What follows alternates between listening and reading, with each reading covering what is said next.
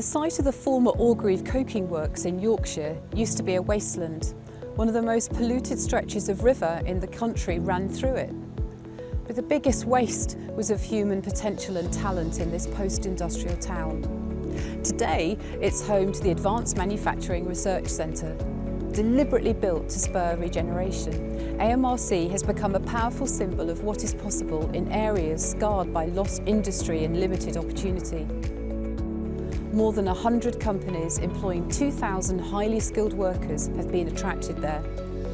The research and innovation excellence of this centre and of the nuclear AMRC has been a magnet for high-value investment by some of the world's biggest manufacturers. It's just one example of how our convening power, acting as the link between business, government and academia, is regenerating communities up and down the country, places left behind by industrial change. I've been immensely proud this year to be part of an organisation that is playing such an active role in levelling up the nation and transforming prospects for entire communities.